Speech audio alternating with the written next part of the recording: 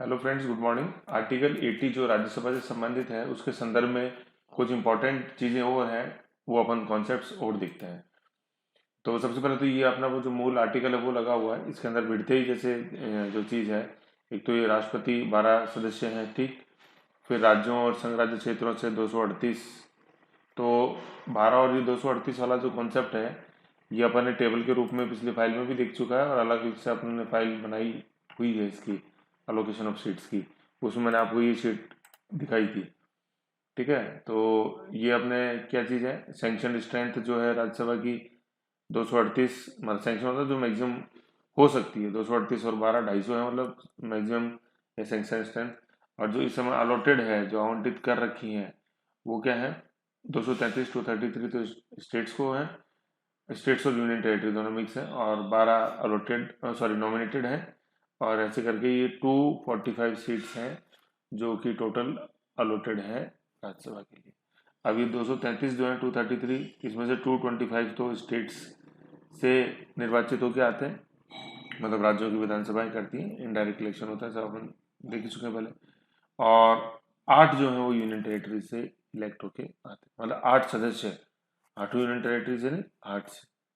अब जैसे आप देखोगे, आपको नीचे बताऊं, पहले अपन ने क्लू के रूप में याद भी किए थे सर, ये पूरा जो था अपना क्लू मैंने आपको बताया था, you and me mill, you से उत्तर प्रदेश, मी से महाराष्ट्र, मी से मिल तमिलनाडु, एंड वो बी क्यू 16 होनी चाहिए, बिहार एंड बंगाल वो 16। ऐसी फिर इसमें नीचे अपने ये आई थी यूनियन टेरिटरी डीजे पे, ठीक है। तो डीजे पे, डी से दिल्ली, जे से अपने जम्मू एंड कश्मीर, और पी से था अपने पौंडीचेरी, ये तो डीजे पे है। तो 3 यूनियन टेरिटरी ही है राज्यसभा के अंदर ऐसे, ठीक है। तो अभी ये आएगा, अपन देखेंगे इसके अंदर। तो यूनियन टेरिटरी से भी कौन भेजता है, तो जिन यूनियन टेरिटरीज के अंदर विधानसभा है वहां से तो विधानसभा सदस्य चुन के भेजते हैं। और जिन यूनियन टेरिटरीज में नहीं है विधानसभा, उनसे कैसे चुनेंगे, तो उनके लिए एक निर्वाचन मंडल का गठन होता है जो संसद द्वारा किया जाता है। अब आप बताओ कि सर बताओ ना, ऐसे निर्वाचन मंडल का गठन कब हुआ, तो मुझे वह बताओ। इन डी मतलब डी ये डीजेपी के अलावा किसी भी यूनियन टेरिटरी से सदस्य है ही नहीं। हाँ बताओ।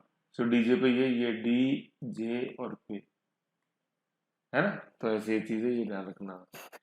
ओके। और जम्मू कश्मीर का ये जो स्टेट हुड खत्म करने के बाद जो स्थिति है वही आपके सामने है। समझ गए। तो ये तो यहाँ तक तो अपन ने चीजें देख ही रखी थी। अब अपन चलते हैं आगे, ठीक है। इसके अंदर जो मतलब इंपॉर्टेंट चीजें हैं और देखने लायक, तो सदस्य संख्या ये देख ली, अधिकतम 250 हो सकती है, 238 12, वर्तमान में 245, ठीक है। 225 प्लस 8, 225 प्लस 8 अपन जोड़ते हैं तो ये 233 हो जाते हैं, ठीक है। फिर संविधान की चौथी अनुसूची में राज्यसभा के लिए, है ना, राज्यसभा के लिए राज्यों एवं संघ राज्य क्षेत्रों में सीटों का आवंटन का वर्णन किया गया है, फोर्थ शेड्यूल। यहाँ मैंने काटा हुआ है लोकसभा, जानबूझ के लिखा हुआ है काट के, ठीक है। तो ऐसा नहीं है कि मेरे पास फालतू समय था इसलिए लिखा, कि आपके लिए अतिरिक्त जानकारी। कई बार नेगेटिव नॉलेज बहुत इंपॉर्टेंट हो जाता है क्वेश्चन को सही करने के लिए। तो ये नेगेटिव नॉलेज ये कि लोकसभा का कोई लेना देना नहीं है फोर्थ शेड्यूल से। और इसको और बेहतर ढंग से समझाने के लिए ये हाइपर लिंक आपको दे रखा है, इसको जिसे अपन देखते हैं ये क्या कहता है, ये लो, ठीक है ना। ये फोर्थ शेड्यूल है। अब इस फोर्थ शेड्यूल के अंदर अपन देख ही रहे हैं, allocation of seats in the council of states, मतलब राज्यसभा, ठीक है। तो ये सारा है इसके अंदर, ये फोर्थ शेड्यूल है। तो काउंसिल ऑफ स्टेट्स है ओनली, इसके अंदर कहीं भी लोकसभा नहीं लिखा हुआ है। लोकसभा के लिए अलग कानून बनाया हुआ है संसद ने। ओके। तो ये है। इसके अंदर आज अपन टोटल जैसे देखें कितने हैं, कितने दिखाई दे रहे हैं लास्ट में, 233। 233 कैसे दिखाई दे रहे हैं, 225 तो राज्यों को है, और 8 सीट्स जो है वो यूनियन टेरिटरी को है। ऐसे टोटल होता है 233। ये 8 सीट्स हैं, ये नंबर ऑफ सीट्स हैं ये। आप यूं मत समझना ना 8 यूनियन टेरिटरीज हो, गड़बड़ हो जाएगी। यूनियन टेरिटरी तो केवल 3 ही है जिनको ये 8 सीटें मिली हुई हैं, और 28 राज्यों के अंदर ये 225 सीटें टूटी हुई हैं, या बटी हुई हैं यूं मानो, या आवंटित है ये चीज। ओके। और चलो मूल फाइल में आते हैं। तो ये हो गया। फिर अपन देखते हैं कि राज्यों का प्रतिनिधित्व कैसे होता है, ये जो लिखा हुआ है ना राज्यों का प्रतिनिधित्व।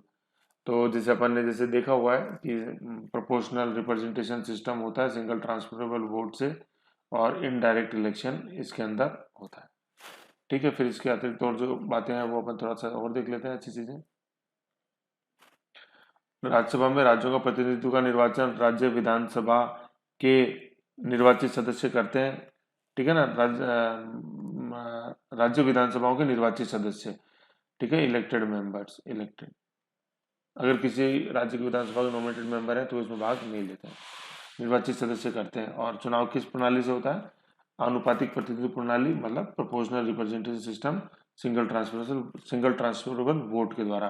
मतलब एक हर विधानसभा सदस्य को बैलेट पेपर मिलता है और उसके ऊपर वो अपनी प्रेफरेंस लिखता है। जैसे मान लो तीन उम्मीदवार खड़े हुए हैं, तो उनके आगे जैसे इनका नाम है ABC, ठीक है, अब इनके आगे प्रेफरेंस लिखता है कि मैं C को 1 नंबर देता हूँ, A को सेकंड प्रेफरेंस है और B थर्ड प्रेफरेंस है। ऐसे मान लो 100 विधानसभा सदस्य हैं तो ऐसे 100 बैलेट पेपर छपते हैं। ठीक है ना, तो ये सिंगल ट्रांसफरेबल वोट है। जिसको सबसे पहले कोटा मिल जाता है वो विजयी हो जाता है। फिर उसके बाद उसकी काउंटिंग नहीं होती, कोटा मिलने के बाद काउंटिंग रोक दी जाती है कि भाई वो उम्मीदवार तो चुन लिया गया। फिर सेकंड प्रेफरेंस की चालू होती है कि भाई सेकंड प्रेफरेंस को कोटा किस नाम को मिल रहा है। ऐसे तो अभी देखेंगे अपन, आगे आएगा वो। ठीक है, तो ये चीज हो गई। फिर सेकंड है राज्यसभा में और फिर एक चीज और यहाँ ध्यान देने वाली है, इसमें यहाँ लिखा हुआ नहीं है लेकिन ये जो चुनाव है ना, ये सेंट्रल इलेक्शन कमीशन करवाता है, ये अपन को ध्यान, केंद्र निर्वाचन आयोग। ठीक है, लोकसभा के चुनाव, राज्यसभा के चुनाव और राज्य विधानसभा के चुनाव जो है ये केंद्र निर्वाचन आयोग करवाता है। और किसी राज्य के अंदर जैसे विधान परिषद है तो उसके भी चुनाव भी ही केंद्रीय निर्वाचन आयोग करवाता है। राज्य निर्वाचन आयोग है ना, उसका सिर्फ काम एक ही है, मतलब जो लोकल बॉडीज होती हैं शहरी और ग्रामीण, उनका चुनाव करवाना। शहरी लोकल बॉडीज को अपन नगर निगम, नगर परिषद, नगर पालिका बोलते हैं। ग्रामीण लोकल बॉडीज को अपन पंचायती राज संस्थाओं के नाम से जानते हैं। ठीक है, तो ये बिंदु अपन देख रहे थे। राज्यसभा में राज्यों का प्रतिनिधित्व जनसंख्या के आधार पर निर्धारित किया गया है। ठीक है ना, जैसे लोकसभा में जनसंख्या के आधार पे है, वैसे यहाँ भी जनसंख्या के आधार पे है, लेकिन फर्क उस पॉपुलेशन सेंसस का है जिसको आधार रखा गया है। अभी देखो, लोकसभा के अंदर क्या है, 1971 की जनगणना के आधार पे, और राज्यसभा में अपन देखते हैं तो ये ऑलमोस्ट 1951 की जनसंख्या के आधार पर ही चल रहा है। कैसे देखेंगे अभी, बाद में नहीं, अभी देखेंगे। इसके अनुसार प्रत्येक राज्य को, मतलब जनसंख्या के आधार पे है, प्रत्येक राज्य को प्रथम 50 लाख की जनसंख्या के आधार पर 5 सीटें, है ना, प्रथम 50 के आधार पर तो कितनी, 5 सीटें, तथा 20 लाख की अतिरिक्त जनसंख्या पर, मतलब अगले जो 20 लाख है ना, कितने भी आए चाहे ये 20 लाख, लेकिन अगले 20 लाख के ऊपर अतिरिक्त एक सीट उसको मिलेगी। मतलब हर 20 लाख पे एक सीट उसको मिलती जाएगी। प्रथम 50 लाख को 5 5 5, और फिर हर 20 लाख के ऊपर एक सीट उसको मिलेगी। समझ गए? ये है मतलब जनसंख्या का आवंटन, मतलब लोग राज्यसभा के अंदर जनसंख्या के आधार पर कैसे आवंटन होता है सीटों का। ठीक है, तो इसको आप समझो, ये नहीं है ये बुक्स के अंदर, ये था क्लियर से। ठीक है, फिर उदाहरण जैसे 1951 में राजस्थान की जनसंख्या थी अपनी 159 लाख। ठीक है ना, 159 लैक्स, लैख के अंदर किया जिससे कि ये कन्वर्जन आसान हो जाए आपके लिए। अभी सब बताएंगे आपको, सारा पॉपुलेशन सेंसस और पास सारा स्टेटिक्स है, आप टेंशन मत करो उसका। ठीक है ना, तो 1951 में राजस्थान की कुल जनसंख्या ये 159 लाख। अब क्या, प्रथम 50 लाख की जनसंख्या के आधार पर सीटें अपन को मिल गई कितनी, 5 सीटें। ठीक है ना, प्रथम 50 लाख, भाई 159 लाख है ना, ये 159, तो इसको अपन तोड़ेंगे, पहला 50 लाख के ऊपर तो मिल गई 5 सीटें, आगे 5 सीटें आ गई, इसके ऊपर 5 आ गई, इसके हिसाब से। अब फिर आगे देखो कितना बच गया, ये लाख अपने पास, ये 109 लाख बच गया। तो इस 109 लाख के अंदर ऑलमोस्ट कितने 20 लाख हैं, तो 109 को अपन अगर 20 से भाग दें, ये डेसिमल लिया तो 2 5 8 एंड 2 4 8, ऑलमोस्ट 5.4 सीटें और आएंगी। मतलब हर, कहने का मतलब इसे 109 लाख के अंदर 20 5 लाख है यार, खत्म। तो 5.60 सीटें और आएंगी, तो इसको राउंड ऑफ नीचे में करते हैं तो 5 सीटें ही हो गई। तो 5 और 5 10 सीटें राजस्थान को, ऐसे। ठीक है, फिर देखो आगे का, शेष 109 लाख पर प्रत्येक 20 लाख की अतिरिक्त जनसंख्या पर एक सीट के आधार पर 5.4 सीटें, तो ऐसे करके 5 सीटें और होगी राजस्थान को। तो ऐसे करके कुल सीटें कितनी होगी राजस्थान को, 10 सीटें होगी। तो 5 तो ये हो गई पहली इसकी, और अगली 5 अगले जो 5 20 लाख है उनकी होगी। ठीक है, ऐसे करके कुल राजस्थान की सीटें होगी 10, वर्तमान में भी 10 ही है, ये चीज है। ठीक है ना, ये इसमें कॉन्सेप्ट है जनसंख्या के आधार पर, इसको समझो, बहुत इंपॉर्टेंट चीज है ये। फिर अपन देखते हैं, अगर तुलना करते हैं, जैसे राज्यसभा की आलोचना आएगी, उसमें एक आएगा कि असमान प्रतिनिधित्व है राज्यों का सदन है, लेकिन असमान प्रतिनिधित्व है राज्यों का राज्यसभा में, क्यों क्यों क्योंकि जिन राज्यों की जनसंख्या ज्यादा उनको ज्यादा, जिन राज्यों की जनसंख्या कम है उनको प्रतिनिधित्व कम है राज्यसभा के अंदर। तो ये तो लोकतांत्रिक सदन हो गया ना, मजा ही नहीं आया। जब इस बिंदु पर राज्यसभा की तुलना होती है अमेरिकी सीनेट से। अमेरिकी जो संसद है जिसको अपन कांग्रेस बोलते हैं, तो उसका जो उच्च सदन है जैसे जिसको अपन राज्यसभा बोलते हैं, उसको सीनेट बोलते हैं। अमेरिका में सीनेट मतलब उच्च सदन में राज्यों का प्रतिनिधित्व समान होता है, जनसंख्या के आधार पर समान नहीं है, जनसंख्या के आधार पर नहीं होता। अर्थात अमेरिकी सीनेट में कुल 100 सीटें हैं और प्रत्येक राज्य को कितनी सीटें दी हुई हैं? 2 सीटें दी हुई हैं। ऐसे अपन को ध्यान रखना। टोटल 50 स्टेट्स हैं ना, उसके अंदर अपने अमेरिका में 2 अलग से, जैसे वाशिंगटन डीसी और अलास्का अलग से जैसे कर रखा है, लेकिन वहाँ 50 राज्य हैं। ठीक है ना, तो ऐसे करके 50 राज्य हैं, हर राज्य को 2 सीट है, तो कितनी हो गई है? 52। ठीक है, तो 50 स्टेट्स हैं अमेरिका में, यही उनके जो स्टार्स है अमेरिकन फ्लैग के अंदर, वो स्टेट्स को दर्शाते हैं। ओके, फिर अपन देखते हैं allotments of seats in Rajya Sabha. ये भी मैंने आपको जो दिखाया ये वही चीज थी। ठीक, फिर भी एक बार इसको अंदर देख लेते हैं, आर्काइव पेज 2 के अंदर ये क्या चीज है। Allotment of seats in Rajya Sabha, सारे लिंक इसीलिए दिए हैं कि जिससे कि enable to allotment of seats बाकी है वही है, आर्काइव चैप्टर 2 अभी आगे आ जाएगा। और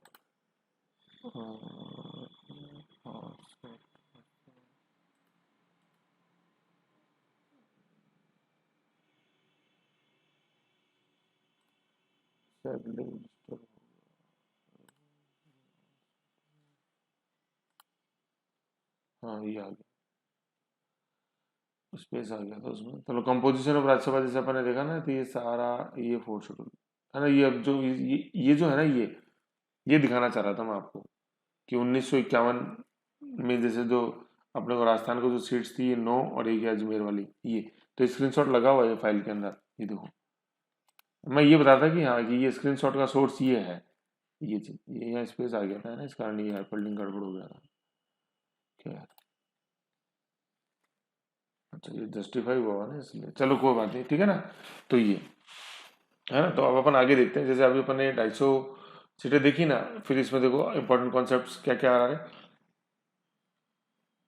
संविधान लागू होने के समय मतलब 26 जनवरी 1949 को अपना संविधान लागू हुआ था, 26 नवंबर, है ना। जो प्रस्तावना में जो तारीख लिखी है वो ये है, और इसी दिन अपन विधि दिवस मनाते हैं। ठीक है ना, लॉर्ड 26 नवंबर 1949, 1949 राज्यसभा की सदस्य संख्या कुल कितनी थी? 217 थी। वर्ष 1971 की जनगणना के आधार पर वर्तमान सदस्य संख्या कितनी है? 1945। देखो इसमें क्या है, ये 1945 जो है ना, इसको आप सही करो, ये 1971 की जनसंख्या के आधार पे नहीं है, ये ऑलमोस्ट ये चल ही रहा है अपने 1951 की जनसंख्या के आधार पे। 71 की जनसंख्या नहीं है ये। जैसे अपने राजस्थान की जनसंख्या मैंने आपको बताया ना, 159 करोड़, सॉरी 159 लाख जो थी, 159 लैक्स, उसी के आधार पे सीटों का आवंटन है। और 1951 के अंदर थी ये जनसंख्या। अभी अपन आगे देखते हैं, क्लियर हो जाएगा। ठीक, तो इसको अपन कर देते हैं 1951, है ना। ये 1951 मैंने इसमें कर दिया, 1951 ही रहेगा ये। ओके, अब देखते हैं 1951 की जनसंख्या के आधार पे ना, तो देखो कैसे। अब देखो भाई, 4th शेड्यूल 26 नवंबर 1949 की स्थिति है ये, है ना। तो अपन माने कि सर 1971 की जनसंख्या के आधार पे होना चाहिए लोकसभा के हिसाब से, तो वो ऐसा नहीं है। 1971 की जनसंख्या तो तुलनात्मक रूप से 1949 से तो ज्यादा ही होती है ना, 1949 की जनसंख्या से ज्यादा ही होगी ना 1971 की तो जनसंख्या, है कि नहीं? क्योंकि बढ़ती गई है राजस्थान, भारत की जनसंख्या, राजस्थान की भी जनसंख्या, समझ गए। तो इसका मतलब ये जो राजस्थान को जो, अब देखो ये जो है ना, ये देखो ये यूं है, इस टेबल को, सॉरी इस टेबल को अपने यूं पढ़ना है, ऐसे है ये टेबल। ये 3 राज्य, 3 तरह के राज्य थे अपने, जो प्रथम अनुसूची थी उसके अंदर 1949 में, सॉरी 3 तरह के राज्य थे। ठीक है, पार्ट ए, पार्ट बी और पार्ट सी। ठीक है, तो पार्ट ए वो था जिनको अपन प्रांत बोलते थे, जो डायरेक्ट ब्रिटिशर्स के अंडर में आते थे, इनको प्रोविंसेस बोलते थे। ये रजवाड़े थे पार्ट बी के अंदर, रजवाड़े जिनको प्रिंसेस बोलते थे, महाराज खमागणी, ये प्रिंसेस। और पार्ट सी के अंदर ये एक तरह से केंद्र शासित प्रदेश थे, यूनियन टेरिटरीज, केंद्र शासित प्रदेश यूनियन टेरिटरीज, जैसे अपने अजमेर था। ठीक है ना। ये 26 नवंबर 1949 की स्थिति है। तो उस दिन अपन जैसे देखें तो राजस्थान को कितनी सीटें मिली हुई थी, ये रजवाड़े के हिसाब से तो 9, और एक अपनी थी ये यूनियन टेरिटरी मतलब केंद्र शासित प्रदेश के हिसाब से, तो टोटल 10 हो गई ना राजस्थान को। कब? 1949 में। ये मैं समझाने की कोशिश कर रहा हूँ आपको, ठीक है ना। तो ऐसा अब वर्तमान में भी वही है इस समय, जैसे अपन देखें 2020 के अंदर भी यही 10 ही है। 1971 में तो नो डाउट इससे जनसंख्या ज्यादा होगी, तो उसमें फिर बढ़नी चाहिए थी ना कायदे से, लेकिन नहीं बढ़ी। क्यों नहीं बढ़ी? क्योंकि 1949 में जैसे जो था, ये अपने जब सदन बना भी अपन देखेंगे 1919 में, तब से ये ऐसा प्रोविजन था। तो अपन ने तो यूं मान लिया कि 1951 की जनसंख्या जो 159 लैक्स जो है ना, उसके आधार पे बिल्कुल फिट बैठ रही, तो वो उसके अंदर वह कैलकुलेशन। प्रेजेंट जैसे जनसंख्या के हिसाब से आप 6 करोड़, 6.28 करोड़ के हिसाब से जैसे करोगे, है ना, 628 लाख के हिसाब से जैसे, तो वो ये 50-50 लाख वाला फॉर्मूला नहीं बैठता उसके ऊपर, मतलब 50 लाख पे 5, फिर प्रति 20 लाख के 1। समझ गए? ये चीज थी इसके अंदर। ये आप एक टेबल देख रहे हो, देखो ये है ना, ये मतलब आरबीआई की साइड से है, स्टेट वाइड पॉपुलेशन, है ना, स्टेट वाइड पॉपुलेशन। तो 1951 में अपन राजस्थान की जनसंख्या देखेंगे ना, तो एक मिनट इसमें नीचे है, थोड़ा स्क्रॉल करना पड़ेगा। ये देख लो, ये लेटेस्ट है, ये 3 मार्च 2019, मतलब अपन को तो 1951 से मतलब है। तो राजस्थान, ये लो राजस्थान, ये देखो राजस्थान, LMNOP, ये राजस्थान आ रहा है, मतलब कि थाउजेंड्स में है ये, यूं है 1597 1 2 3 यूं, तो ऐसे आ गया ये।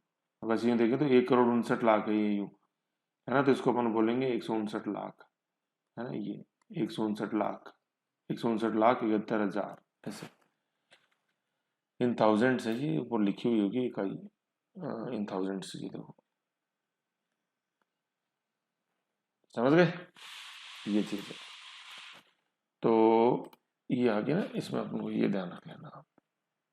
इसका मैं लिंक दे देता हूँ आपको, है ना, तो ये लिंक अपने को वहाँ नोट्स में मिल जाएगा, है ना। ये लिंक मैंने यहाँ दे दिया पॉपुलेशन का। आप देखो एक चीज है, थोड़ी सी यूँ समझो, ये थी ना, ये चीज 1971 वाला जो है ना, वो एक कंफ्यूजन मैं आपको दूर करता हूँ। देखो ये तो ये आ गया अपना, है ना, 1949 वाली स्थिति। तो उसमें जब अपने संविधान लागू हुआ उस समय अपन यहाँ देख रहे हैं, देखो ये 217 सीटें थी, ठीक है। When the constitution of India, when the constitution was adopted in 1949, the Rajya Sabha was to consist of 217 members, of which 12 members were to be nominated by the president and remaining 205 to be represented from the states, है ना। तो 205, ये part A से ये 145, part B से 53, part सी से 7, ऐसे करके टोटल हो गया 205।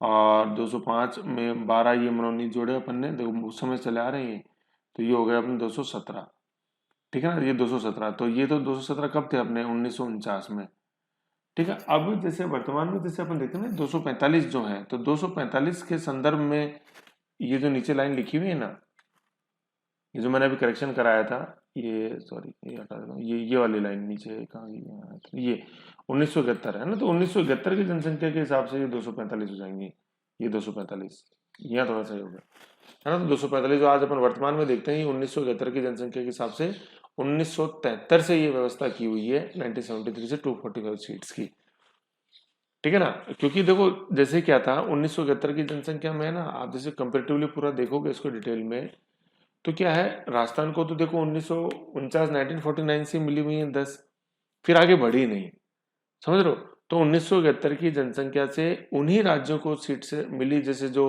राज्य बाद में जिनका गठन हुआ है, जैसे खासतौर पर उत्तर पूर्व के कई राज्य ऐसे थे जो यूनियन टेरिटरी थे, लेकिन बाद में उनको स्टेटहुड दिया गया, तो उनको वो सीट्स अलॉट हुई हैं। बाकी जैसे जो पार्ट ए के अंदर जैसे जो थे, पार्ट बी के अंदर जो थे, ज्यादातर को वो की वो सीट्स ही रही हैं, मतलब वो की वो मतलब जो 1949 में थी वही 1971 के अंदर रही हैं। जैसे राजस्थान का मैंने आपको उदाहरण दिया ही, 49 में भी 10, 9+1 राजपूताना +1 अजमेर यूनिटेड, और 1971 में भी 10, और आज भी 10। तो 1971 से मतलब अपने को तो, है ना, 1971 में जो थी वही याद है। तो ये चीज अपने को समझनी है इसके अंदर। है ना। तो आपसे तो क्वेश्चन सीधा सा पूछे कि भाई वर्तमान में जो 245 सीट्स का जो आधार है वो क्या है, वो 1971 की जनगणना है। और जो 1951 में जैसे जो हुआ था या 1949 में जो अपने करी थी सीट्स का आवंटन, वो भारत आजाद हुआ उस समय वो थी। और फिर आज जैसे जो अपन राजस्थान का जैसे देखते हैं 10 सीटें, तो ये 1951 की जनसंख्या के आधार पे है, राजस्थान के संदर्भ में वन वो जो 50 लाख वाला फॉर्मूला अपन को फिट करना है, तो ऐसे। और टोटल में जैसे अपन जैसे देखें तो वो 1971।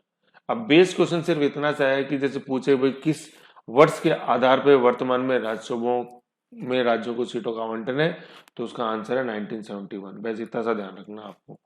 बाकी चूंकि ये कंफ्यूजन होता है 1971 की जनसंख्या के आधार पे आप लगाओगे ये सूत्र 50 और 20 वाला, तो नहीं बैठता है।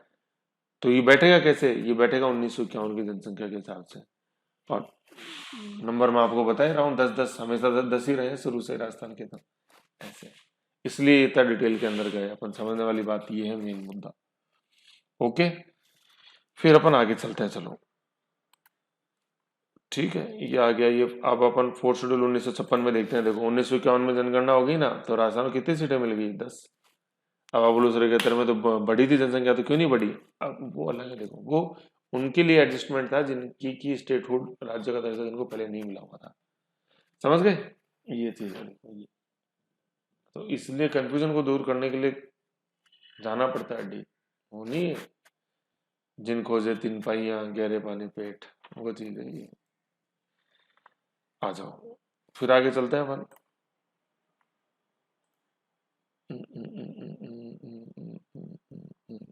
हाँ, आ जाओ। फिर स्टेट्स का तो अपन ने प्रतिनिधित्व ऐसे देख लिया। अब संघ राज्य क्षेत्रों का क्या होता है, सेकंड बिंदु अपन देखते हैं। संघ राज्यों यूनिट टेरिटरीज का रिप्रेजेंटेशन कैसे, कि जिन संघ राज्य क्षेत्रों में विधानसभा है, जैसे क्या है, डीजे पे नाचूंगी मैं तो बताया था क्लूज में, दिल्ली, जम्मू एंड कश्मीर एंड पौंडीचेरी, 3, 4, 1, 8 है ना, 8 सदस्य है जिनमें उनके तो उनके प्रतिनिधियों का निर्वाचन उनकी विधानसभा करती है। जैसे दिल्ली में भी है, जम्मू कश्मीर में भी है, पुडुचेरी के अंदर भी है।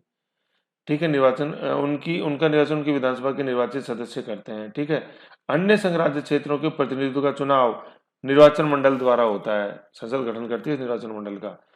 लेकिन क्या है, वर्तमान में अन्य किसी संघ राज्य क्षेत्र से निर्वाचन नहीं है, कोई निर्वाचित सदस्य है ही नहीं, सिर्फ डीजेपी से ही है, ऐसे है ना। कभी जरूरत नहीं पड़ी निर्वाचन मंडल को गठन करने की, ये समझना है। ओके, फिर अब अपन नेक्स्ट आते हैं खुला मतदान। ये भी अच्छी चीज है, आपको पता होनी चाहिए।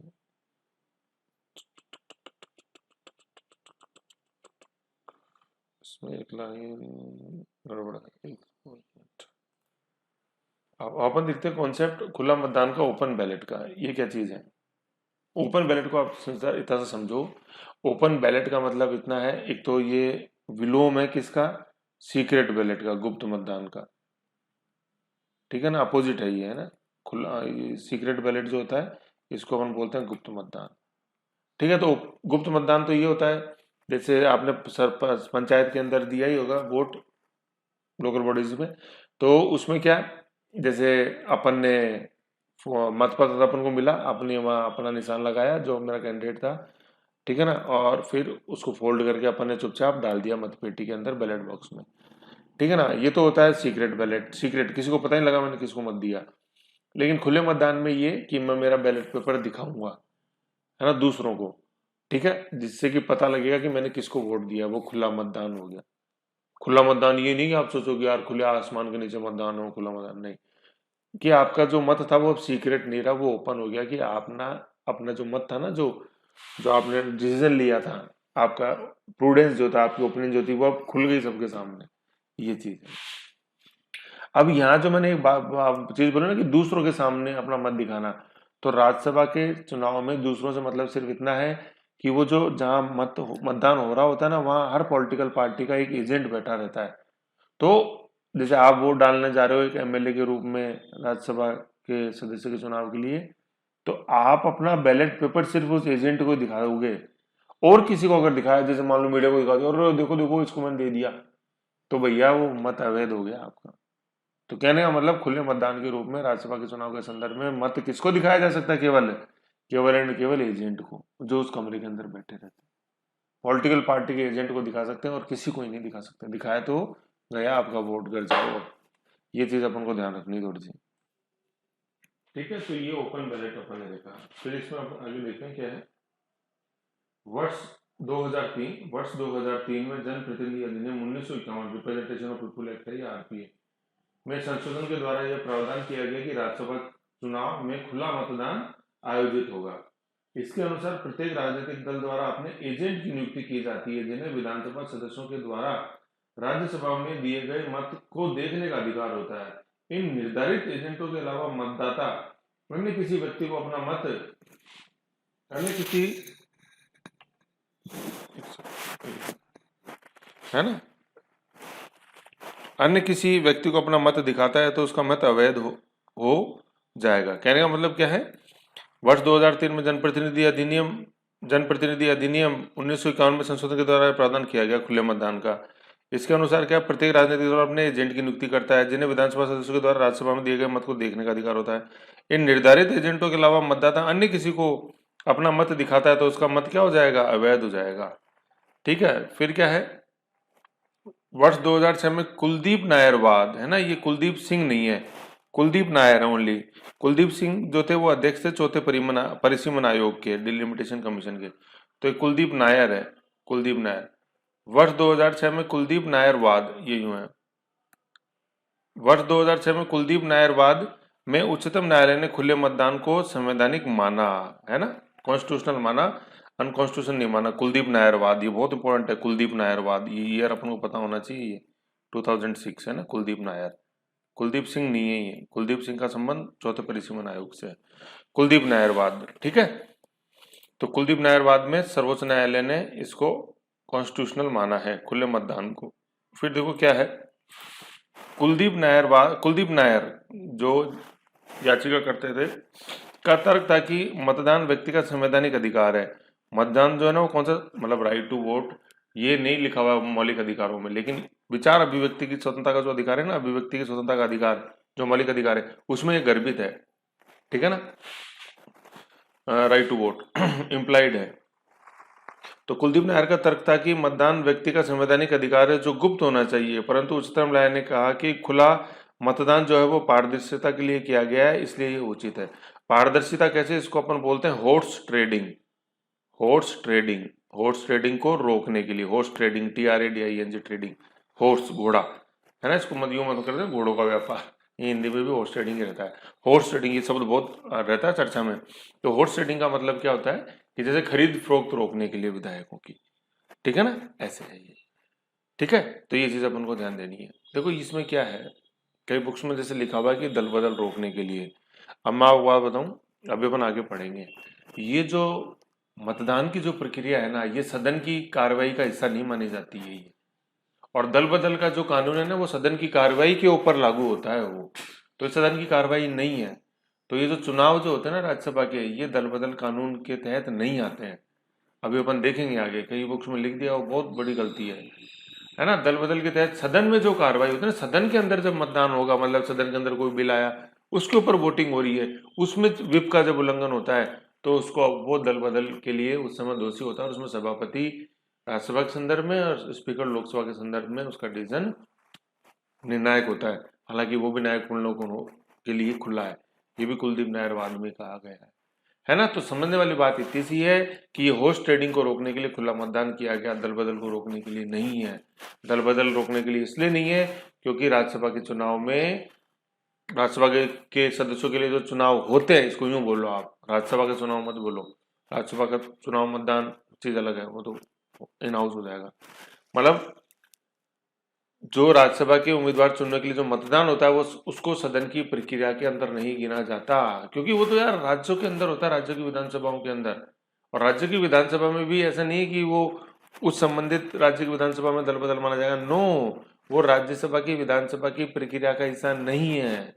ये है, राज्य की विधानसभा का प्रक्रिया का हिस्सा तो वो मतदान है जो किसी राज्य की विधानसभा में जो कोई बिल आया उसके ऊपर किया जाए, ये समझो, ठीक है ना। तो हॉर्स ट्रेडिंग रोकने के लिए ये किया गया, ठीक है। तो ये आरबीआई का जो ओरिजिनल टेक्स्ट है उसकी मैंने ये स्क्रीनशॉट लगा हुआ है स्निप, ये आरपीए का सेक्शन 59 है ये, है ना, सेक्शन 59 ऑफ रिप्रेजेंटेटिव इलेक्शन प्रतिनिधित्व 1951 का। Provided that the votes at every election to be fill for seat or seats in council of state shall be given by open ballot, खुला मतदान, है ना। ये रिप्रेजेंटेशन ऑफ पीपल एक्ट 59 आप देख सकते हो गूगल में डाल के, है ना, रिप्रेजेंटेशन ऑफ पीपल एक्ट खोल लो। फिर इसमें इसका ये स्निप लगा हुआ है, ये मतलब फुट नोट दो देखो ये कि इंसर्टेड बाय एक्ट 40 ऑफ 2003 में ये संशोधन किया गया था आरपीए के अंदर। ओके, फिर आगे चलते हैं अपन और, ठीक है। अब ओपन बैलेट के बाद अपन ये जो महत्वपूर्ण कुछ बिंदु चुनाव से संबंधित इसमें ये भी लिखा हुआ दल बदल वाला, उसको देख लेते हैं यहाँ पे पहले, है ना। राज्यसभा के उम्मीदवार के चुनाव के संदर्भ में कुछ महत्वपूर्ण बिंदु।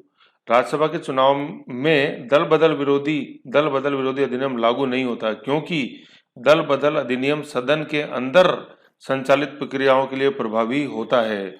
विधानसभा सदस्य द्वारा राज्यसभा सदस्य के निर्वाचन के लिए किया गया मतदान सदन के अंतर्गत चलने वाली प्रक्रियाओं का भाग नहीं माना जाता, इसलिए दल बदल अधिनियम का प्रयोग नहीं होता है।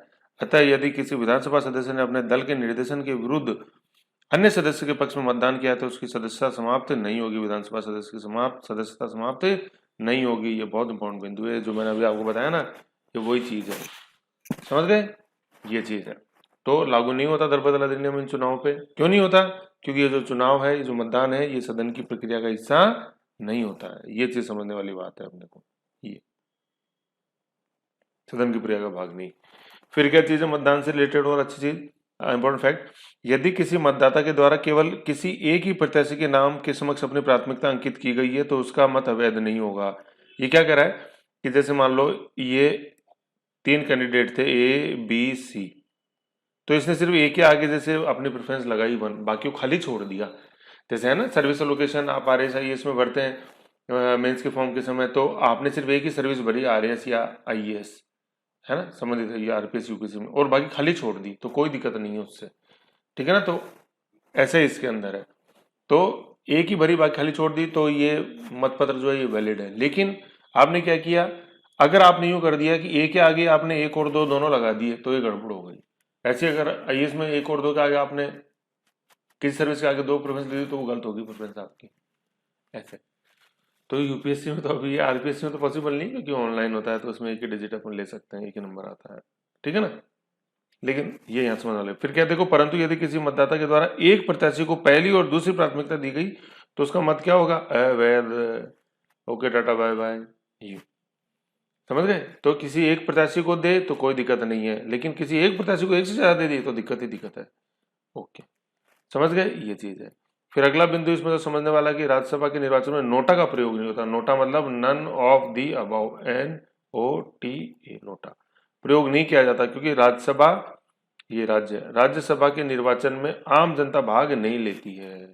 भाई अप्रत्यक्ष निर्वाचन होता है ना, तो अपन ने देखा ही राज्यों की विधानसभा के सदस्य राज्यों की विधानसभा के निर्वाचित सदस्य अप्रत्यक्ष निर्वाचन पद्धति के तहत संक्रमित मतदान प्रणाली के तहत इसको चुनते, ठीक है। तो ये चीज, ये महत्वपूर्ण बिंदु थे जो अपन को ध्यान में देने हैं। बड़े इंपॉर्टेंट बिंदु है, छोटे छोटे, इस फाइल की खास बात यही है, ठीक है।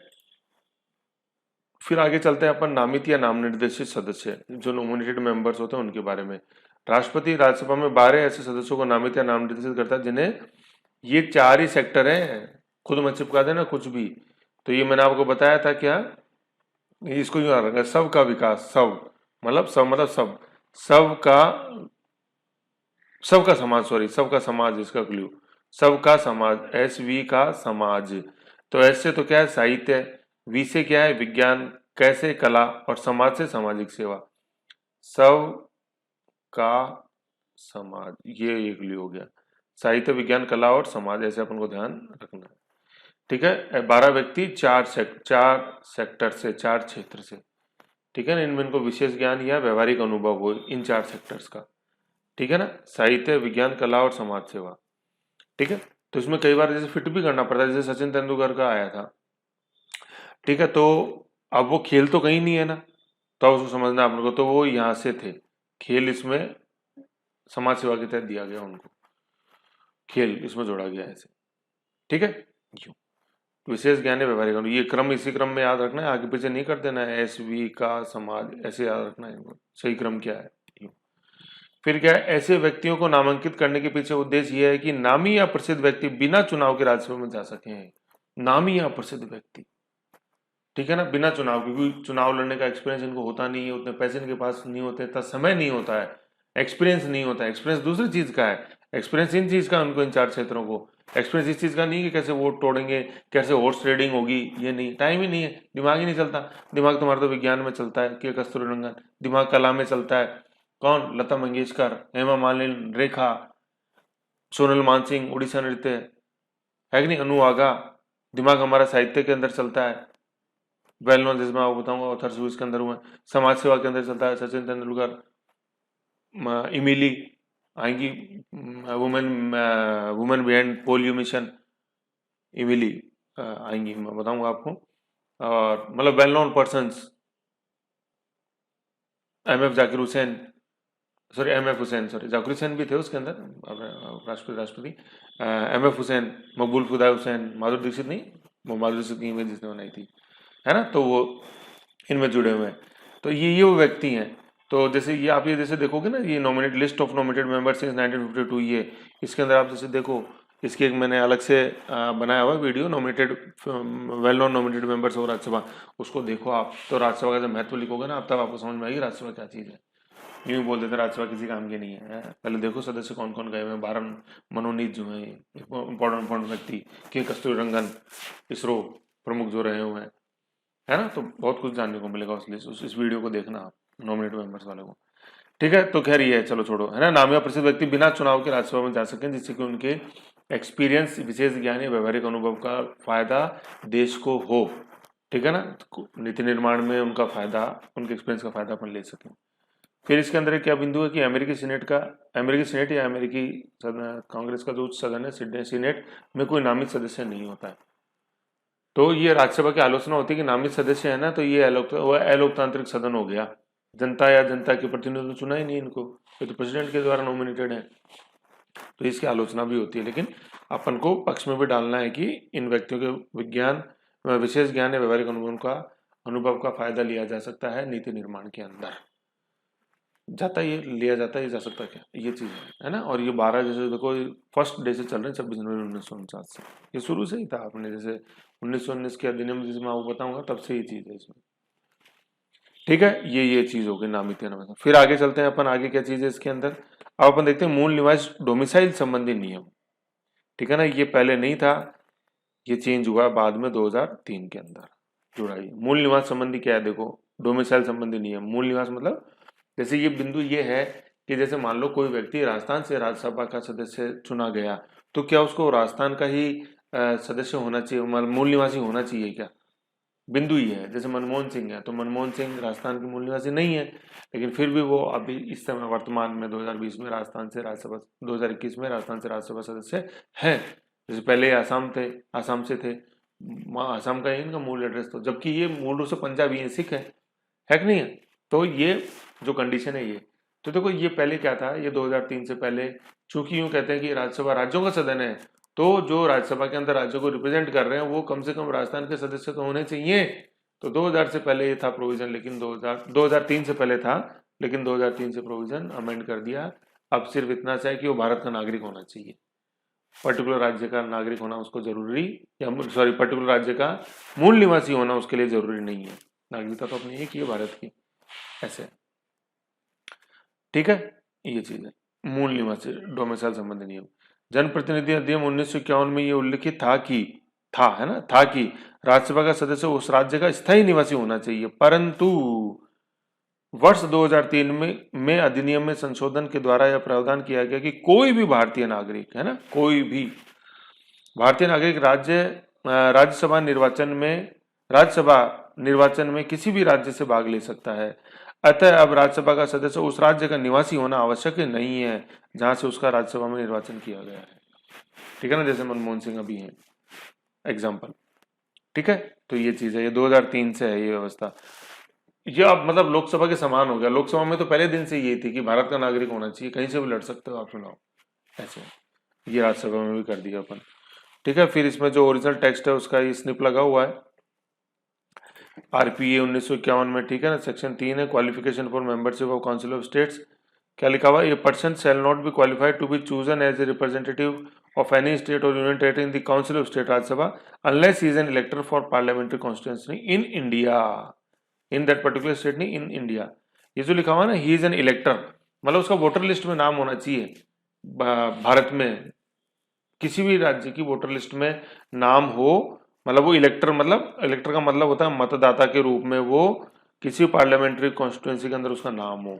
इलेक्टर का मतलब होता है, देखो इलेक्टर ये डिक्शनरी मीनिंग मैंने यहाँ लगाया हुआ है, a person who has the right to vote in election, मतदाता, निर्वाचन या चुनाव में मतदान करने का अधिकारी, ऐसे।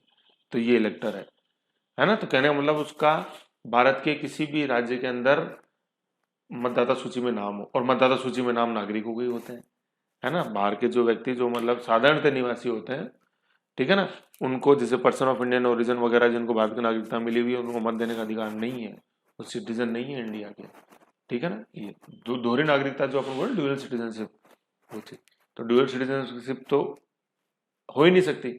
कोई इंटरनेशनल लॉ के हिसाब से कोई भी व्यक्ति एक समय में सिर्फ एक ही देश का नागरिक हो सकता है, और नागरिक होने की बहुत बड़ी, यूं कह लो सबसे बड़ी पहचान होती है कि वोट देना आपको।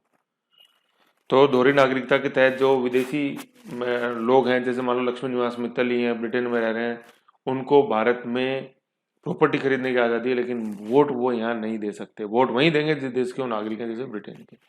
तो ये चीज समझने वाली है। तो क्या चीज है, क्या मैंने यहाँ समझाया आपको कि राज्यसभा के अंदर जो चुन के आ रहा है किसी राज्य विशेष से, वहां का वो मूल निवासी होना जरूरी नहीं है, भारत का नागरिक होना जरूरी है वैसे। और भारत के नागरिक के रूप में उसका वो इलेक्टर के रूप में कहीं भी रजिस्टर्ड हो किसी भी पार्लियामेंट्री कॉन्स्टिट्यूंसी में, और इलेक्टर मतलब मतदाता के रूप में किसी भी पार्लियामेंट्री कॉन्स्टिट्यूंसी के अंदर वो रजिस्टर्ड हो, तो वो भारत के नागरिक होते हैं। ये चीज है, ओके। फिर इसमें अपन जैसे और इसके में देखो ये अमेंडमेंट जैसे हुआ, देखो ये लगा हुआ है representation of the people act amendment 2003। ये एक्ट 40वां एक्ट था 2003 का, 28 अगस्त 2003 से प्रोविजन हुआ। Amend section 3 in the representation of people act 1951 herein referred as the principal where in section 3 for the word in that state or union territory the word India shall be substituted, है ना। मतलब पहले ये था कि domicile in that state or union territory, मतलब उस राज्य का मूल निवासी होना चाहिए। 28 अगस्त 2003 से पहले ये प्रोविजन था इस सेक्शन 3 में।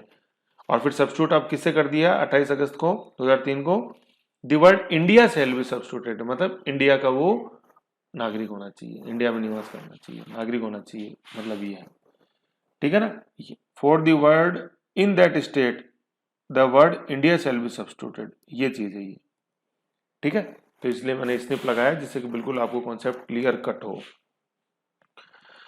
ओके। ये है, तो ये मूल निवास संबंधी अपन ने देख लिया बिंदु संख्या 6। अब आगे चलते हैं।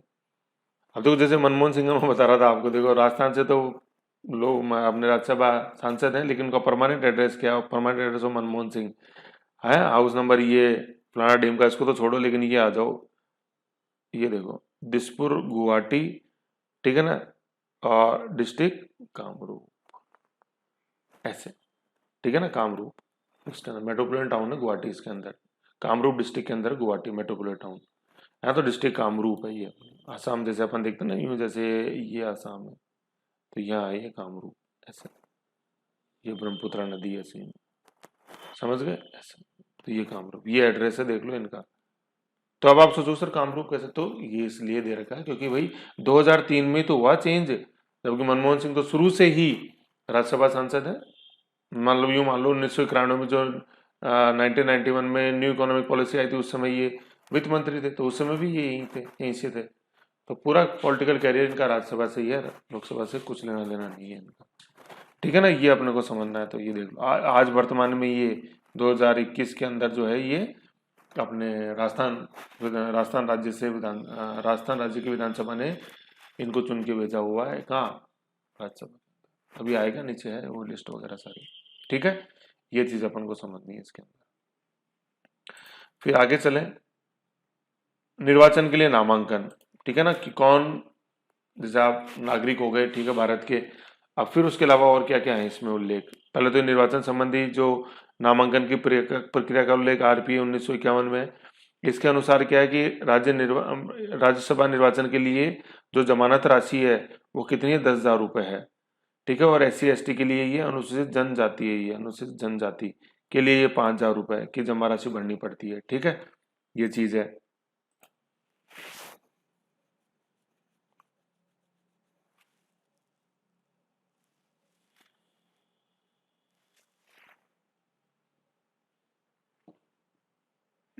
और तो देख लेंगे। देखो देखो ये चीज क्या है कि मान्यता पर आप नेशनल पॉलिटिकल पार्टी है, रीजनल पॉलिटिकल पार्टी है ना, तो उसका उम्मीदवार है ना, उसके उम्मीदवार का समर्थन कौन करे। जैसे नेशनल पॉलिटिकल पार्टीज, जैसे अपन बताएंगे, जैसे मैं नहीं समझ, जैसे 6-7 के लगभग ये चलती रहती हैं। तो ये जैसे जो नेशनल पॉलिटिकल पार्टीज हैं अपनी, जैसे अपने Indian national Congress, BJP, communist party of India, ठीक है ना, Indian communist party, Bahujan Samaj party, ये ठीक है ना, ये मेन वेल नोन अपने नेशनल पॉलिटिकल पार्टीज हैं। तो इनका कोई कैंडिडेट अगर है, या रीजनल पॉलिटिकल पार्टी, जैसे अपन देखते हैं रीजनल पॉलिटिक्स AIDMK है, DMK है, अपने बीजू जनता दल है उड़ीसा के अंदर, ये रीजनल पॉलिटिकल पार्टी, जैसे अपने राष्ट्रीय लोक दल जैसे अपने राजस्थान के अंदर है, ये रीजनल पॉलिटिकल पार्टीज हैं। तो क्षेत्रीय राजनीतिक दल का या नेशनल पॉलिटिकल पार्टी का कोई उम्मीदवार है, तो उसको विधानसभा के 10% निर्वाचित सदस्य, जैसे मान लो राजस्थान के निर्वाचित सदस्य 2 हैं राजस्थान की विधानसभा में, तो 10% कितना हो जाएगा, 20 सदस्य का उसको समर्थन हो 20 का, अथवा 10 विधानसभा सदस्यों का, जो भी इनमें से कम हो, तो 10% तो 20 बनता है, और वैसे दूसरे शर्त 10 है, तो जो भी इसमें कम हो, तो 10 कम है तो 10 का समर्थन उसको हो, अगर वो उम्मीदवार नेशनल पॉलिटिकल पार्टी या किसी रीजनल पॉलिटिकल पार्टी को रिप्रेजेंट करता है। तो फिर जैसे कई इंडिपेंडेंट भी होते हैं, खड़े होते हैं, तो इंडिपेंडेंट में क्या शर्त है कि जो उम्मीदवार मान्यता प्राप्त नेशनल पॉलिटिकल पार्टी या रीजनल पॉलिटिकल पार्टी का उम्मीदवार ना हो, उसे विधानसभा के 10 सदस्यों का समर्थन होना चाहिए। तो जो किसी नेशनल पॉलिटिकल पार्टी या रीजनल पॉलिटिकल पार्टी उसके, तो राजस्थान विधानसभा के कुल सदस्यों का कितना, 10% हो। ठीक है, मतलब निर्वाचित सदस्यों का 10% हो, तो अपने सारे निर्वाचित है राजस्थान में तो। और अगर इंडिपेंडेंट है तो केवल 10 सदस्यों का। इसमें 2 शर्तें हैं, बस इतना ध्यान रखना है, नेशनल पॉलिटिकल पार्टी और रीजनल पॉलिटिकल पार्टी में 10% या 10 सदस्य, जो भी कम हो। और अगर इंडिपेंडेंट कैंडिडेट है तो ओनली 10 निर्वाचित सदस्यों का उसको समर्थन प्राप्त हो। फिर एक बिंदु इसमें यह भी, एक प्रस्ताव, एक मिनट, ये वर्ड यूं है, एक प्रस्तावक एक से अधिक उम्मीदवारों का समर्थन कर सकता है। मान लो जैसे आप MP हो, सॉरी MLA हो, तो आप एक से ज्यादा कैंडिडेट को आप सपोर्ट कर सकते हो। यूं है ये, मतलब ऐसा नहीं कि आपने एक का सपोर्ट कर दिया तो दूसरे का नहीं कर सकते, ऐसे। जैसे आप, जैसे मान लो हो विधायक हो, तो आपने कांग्रेस के MP का भी, कांग्रेस के उम्मीदवार का भी सपोर्ट कर दिया, और कोई इंडिपेंडेंट है उसका भी सपोर्ट कर दिया, ये चीज है। ठीक है ना, ये यूं है। फिर आगे अपन चलते हैं। ये मैंने, हाँ, ये स्क्रीनशॉट लगा हुआ है आपने जमानत राशि का, है ना, जमानत राशि, क्योंकि आपने वेल नोन बुक्स के अंदर वो 10,000 ही करी हुई है बस, और उसमें SC ST का भी 10,000 लिख दिया गया, जबकि ऐसा नहीं है। ये उसी के संदर्भ में मैंने क्वेश्चन पूछा था स्टूडेंट ने, देखो सम ऑफ ₹10,000 और ₹5,000 इन केस ऑफ SC ST, है ना, ये चीज है।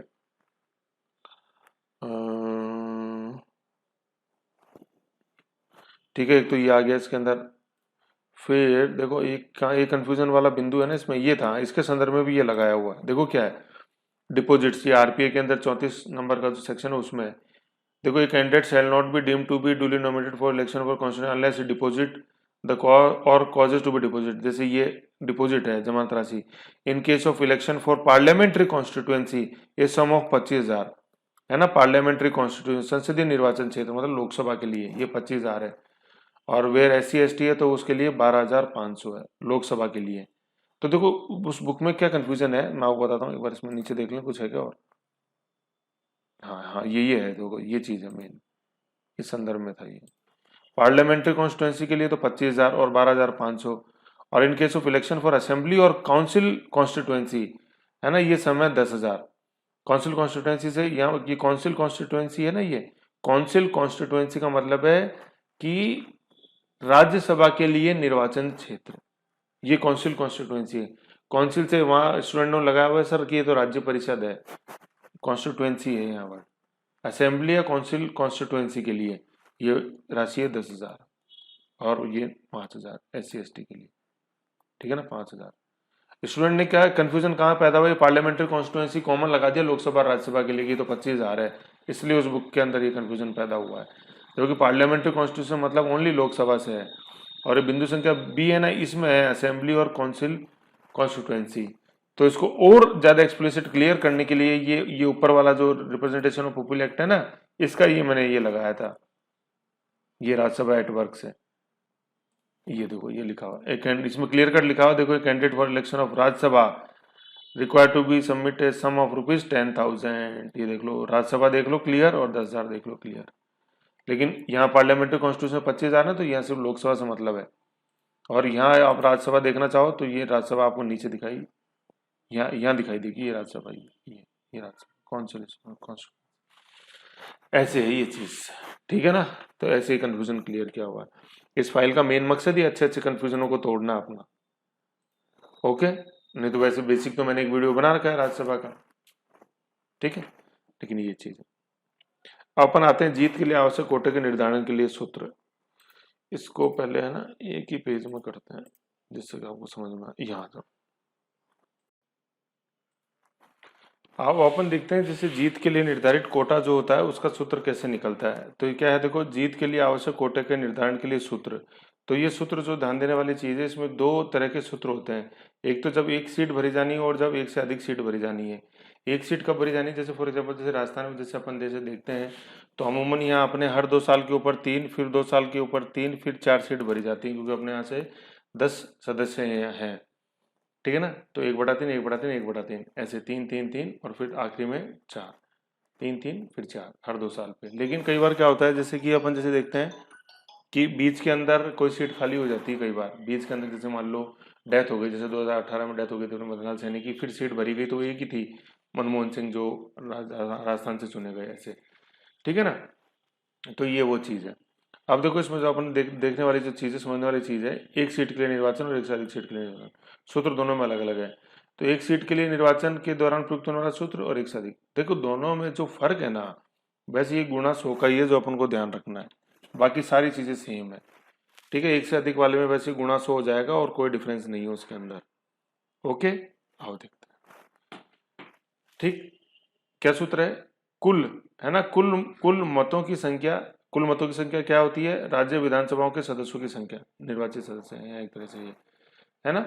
कुल मतों की संख्या मतलब राजस्थान के राज्य विधानसभा के सदस्यों की संख्या बटे कुल भरे जाने वाले स्थानों की संख्या, कुल भरे जाने वाले मतलब कितनी वैकेंसी है राज्यसभा के अंदर, उसमें +1, और फिर ये जो इसका पूरा आएगा रिजल्ट, उसमें अपन को +1 और कर देना।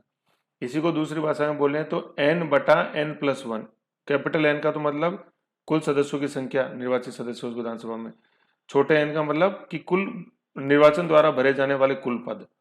तो कैपिटल N बटा स्मॉल n +1 और फिर +1, कैपिटल N कुल मत है और स्मॉल n कुल पद है, मत बटा पद, ये ध्यान रखना है, ठीक है ना। ये सूत्र इसके अंदर है। और एक से अधिक जब भरे जाने हो तब क्या है, ये देखो, एक से अधिक जब भरा जाने वाला तब क्या सूत्र है, वही एक से अधिक सीट भरी जानी है, तो क्या सूत्र है, कुल मतों की संख्या मतलब राज्य विधानसभा के सदस्यों की संख्या गुणा 100, है ना। ये गुणा 100 इसलिए किया जाता है क्योंकि जब एक सदस्य को चुन रहे हैं ना, तब तो एक विधायक के मत का मूल्य 1 होता है, और जब एक से ज्यादा सदस्य को चुन रहे हैं तो एक विधायक का मत का मूल्य 100 के बराबर हो जाता है। ये फर्क है बस इसके अंदर, है ना। फिर वो नीचे बटा में वही सेम है, कुल भरे जाने वाले स्थानों की संख्या +1 और जो आएगा अपने इसकी क्वेश्चन उसमें +1, और वैसे n में बताएं तो n×100 बटे n+1+1, बहुत ईजी, कुछ भी नहीं है ये। n का मतलब कुल सदस्य है, कुल मत, और छोटे n, बड़े n का मतलब कुल सदस्य है, और छोटे n का मतलब कुल भरे जाने वाले पद। कैपिटल N वही है, मत है, स्मॉल n क्या है, पद है ना। वैसे गुणा 100 का अपन को ध्यान रखना है जब एक से ज्यादा भरे जाते हैं। अब देखो क्या है, वेल नोन बुक्स में ना ये एक ही सूत्र दिया हुआ, वैसे n/n+1+1, ये गुणा 100 नहीं है बुक्स के अंदर, ये ओरिजिनल टेक्स्ट में ही है ओनली। तो इसलिए ये मैं आपको ओरिजिनल टेक्स्ट भी बार बार इसलिए दिखाता हूँ जिससे कि आपको कंफ्यूजन नहीं रहे।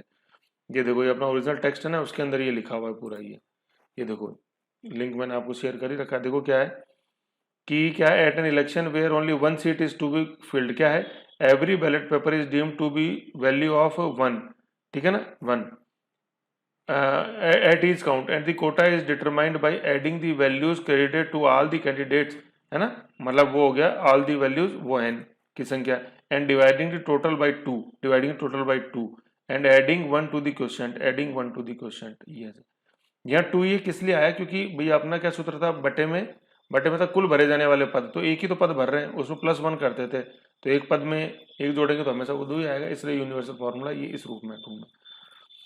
फिर इग्नोरिंग द रिमाइंडर, मतलब ये इसको सॉल्व करने के बाद जो रिमाइंडर आया उससे कोई मतलब नहीं है, resulting number is the quota, reminder को अपन इग्नोर कर देंगे बस, जो इसका आ जाएगा मेन पूरा होल नंबर में उसको अपन लेंगे।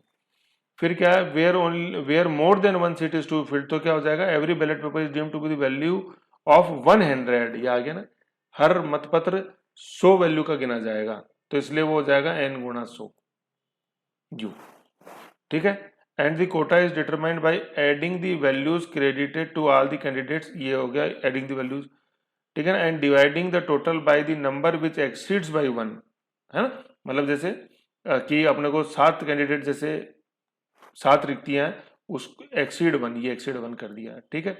फिर क्या है, and exceeds by 1 the number of vacancies, ये है ना, number of vacancies to be filled, and adding 1 to the quotient ignoring the reminder, adding 1 to the quotient, ये कर दिया, तो आगे ना कुल मतों की संख्या, है ना, गुणा 100 बटा कुल भरे जाने वाले पद प्लस 1, ये चीज है, ठीक है, +1 कर देंगे, और इसको जो सॉल्व करेंगे तो होल नंबर में जो आएगा उससे मतलब है, रिमाइंडर से अपन को मतलब नहीं है, ठीक है। तो ये चीज इसके अंदर है। अब जैसे नीचे इसने एग्जांपल भी बताया हुआ अपने को, अच्छा, तो उससे और क्लियर हो जाएगा। क्या ये एग्जांपल है, देखो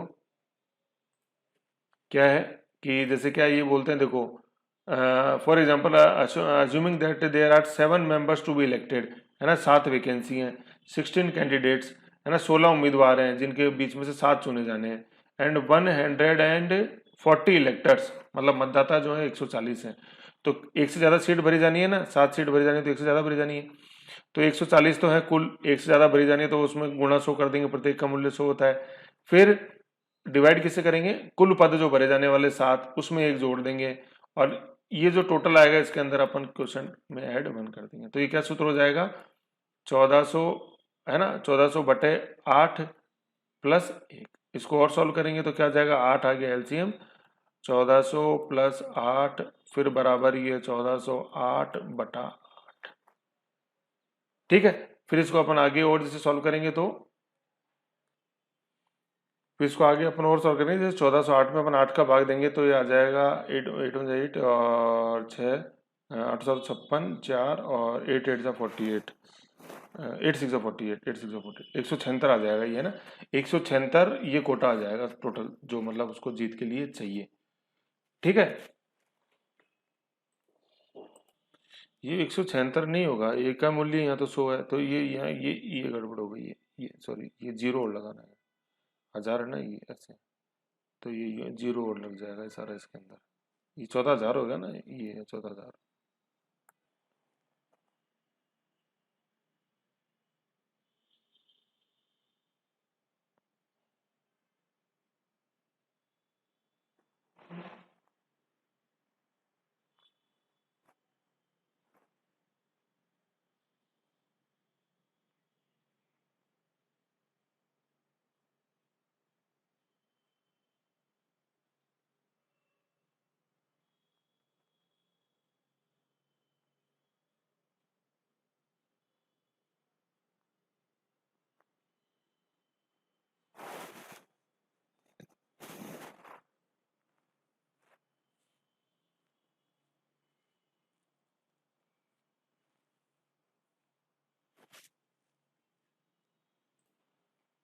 है ना। तो इसमें देखो कोटा आ गया अपना 1751, है ना, 1751।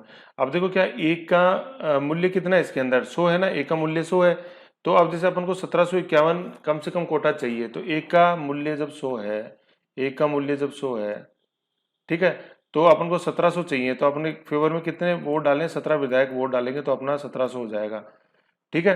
फिर अपन को 51 वोट चाहिए, तो जैसे एक और अगला एक और आ जाएगा तो उसका भी 100 है, एक जुड़े तो ये 100 हो गए, तो अपने 1800 मत मूल्य आ गए। तो मतलब अगर किसी को उम्मीदवार को उस राज्य पर्टिकुलर राज्य से राज्यसभा का सदस्य निर्वाचित होना है, तो उसके पास 18 विधायकों का समर्थन होगा, तो 1800 मत मूल्य कोटा पालेगा और वो उम्मीदवार विजयी हो जाएगा, है ना। तो ये गणित चलती है कि 18 विधायक जिसके फेवर में है तो एक सदस्य, है ना। फिर चूंकि 7 सदस्य चुने जाने, तो अब ये 18 विधायकों ने एक चुन दिया। फिर जिस पार्टी, मतलब किसी पार्टी के पास जैसे मान लो 51 विधायक हैं, किसी पार्टी के पास 51 विधायक हैं, है ना, ये यूं मान लो 54 विधायक हैं किसी पार्टी के पास, तो 18 विधायक एक को चुन सकते हैं ना, तो 54 कितनों को चुन देंगे, 3 को चुन देंगे। तो जिस पार्टी के 54 विधायक हैं उस विधानसभा में, वो पार्टी अपनी पसंद के 3 उम्मीदवार राज्यसभा के अंदर भेज सकती है। समझ रहे हो इस गणित से। तो ये गणित काम करती है हर राज्य के अंदर। तो अपन उसको राजस्थान के संदर्भ में समझते हैं कि कैसे बीजेपी का एक कैंडिडेट चुन के गया कांग्रेस के राज में, है ना। ये सारा ये जो गणित है, ये राज्यसभा की साइड पे ये प्रोसीजर्स है, उसके अंदर राज्यसभा एट वर्क के अंदर ये पूरा जो है ना, ये गणित गुणा 100 वाला समझाया हुआ। अब मैं आपको राजस्थान का थोड़ा सा अपन एक जैसे लाइव एग्जांपल देखते हैं जिससे अच्छी चीज समझ में हो रहा है। Rajya Sabha at work from Rajasthan, इसमें अपन राजस्थान से जैसे देखें 10 सदस्य हैं, तो वर्तमान में जैसे ये 2020 के अपन बात करते हैं जब ये 3 चुन के गए, देखो दो, ये देखो 16 के अंदर ये 3 चुने, एक 17 में चुना गया तब वो वाला सूत्र लगा, फिर ये 2 18 में, एक 19 में तब वो सूत्र लगा, अब ये तीनों 20 में चुन के गए हैं तो इनकी गुणा 100 वाला सूत्र लगा है। अब देखो समझो, ये लेटेस्ट वाली चीज बताता हूँ आपको। देखो 3 सदस्य एक बार चुने गए, 3 एक बार और 4 एक बार, 3 3 4, बीच में कोई वैकेंसी हो जाती है तो ये ऐसे आते हैं। जैसे अपन ये देखें मनमोहन सिंह है ना, ये बीच में आए हुए 19 में, 5 साल का ये टेन्योर है ना, इनका भी आएगा। ये मदन लाल सैनी की डेथ हो गई थी, फिर ये बीच में चुने गए तो इनका अभी आएगा। ये 5 साल का ही कार्यकाल क्यों है, जबकि 6 साल का होना चाहिए ना। 1/3 सदस्य हर 2 साल में, तो 3 दूनी 6, ऐसे करके 6 साल का कार्यकाल होगा। इनका 5 साल का क्यों, 5 साल का ही क्यों, क्योंकि 6 अवधि के लिए अभी आएगा, नीचे है वो। अभी तो यहाँ समझो अपने चुनाव वाली कहानी सारी, है ना। तो 2020 के अंदर जब चुनाव हुआ तो 2 कांग्रेस के आए, एक ही बीजेपी का कैसे आ गया। इतना दयालु तो कोई नहीं होता कि चलो ठीक है एक तुम्हारा भी हो जाए। ये गणित कैसे काम कर रही है, गणित आप समझो आप कैसे काम कर रही है उस सूत्र से, है ना। आओ देखो ये नीचे मैंने समझा रखा, पूरा लिखा हुआ, आप तो वैसे इसको पढ़ लो, सुन लो, समझ लो। राजस्थान के लिए 3 सदस्यों का निर्वाचन, ये संदर्भ में है 2020 के संदर्भ में। कुल अपने निर्वाचित सदस्य 200 है, गुणा 100 करेंगे क्योंकि एक से ज्यादा कैंडिडेट चुन रहे, 3 चुन रहे हैं ना ये, तो 3 + 1 + 1 ये हो गया 20,000 है ना। 1 2 3 4, 1 2 3 4, 4 जीरो आ गए बटा 4, 3 + 1 4 + 1, इसको आगे किया तो 20,000 + 4 बटे 4, 20,000 4 बटे 4, तो 5,001 कोटा है। अब देखो क्या है, 5,001 मत मूल्य, कितने सदस्य अपने फेवर में हो, 50 सदस्य अपने फेवर में होने चाहिए, तो 5,001 मत मूल्य आ जाए, क्योंकि एक का मूल्य मत मूल्य 100 है ना, तो 100 × 50 करेंगे तो 5,000 आ जाएंगे। तो 50 सदस्य मिलके एक अपनी पसंद का उम्मीदवार राज्यसभा के अंदर भेज सकते हैं। अब देखो क्या है, कांग्रेस के पास 106 विधायक हैं इस समय विधानसभा के अंदर, ये जैसे है ना 106 विधायक हैं कांग्रेस के पास, एक मिनट ऊपर कर दो, 106 विधायक है कांग्रेस के पास, 106 विधायक हैं, तो 106 विधायक ये देखो क्या बन गई, 50 + 50 + 6, है ना। तो ये 2 सदस्य अपनी पसंद के भेज सकता है कांग्रेस के राज्यसभा के अंदर। पहले 50 सदस्य जो है, इस कांग्रेस के पहले 50 सदस्यों का समर्थन मिलेगा तो एक सदस्य चुना गया उनका, उनकी पसंद चुनी गई राज्यसभा के लिए। फिर अगले जो 50 विधायक हैं उनके समर्थन से, ऐसे करके उनके समर्थन से अगला दूसरा जो उनका पसंद है वो चला जाएगा।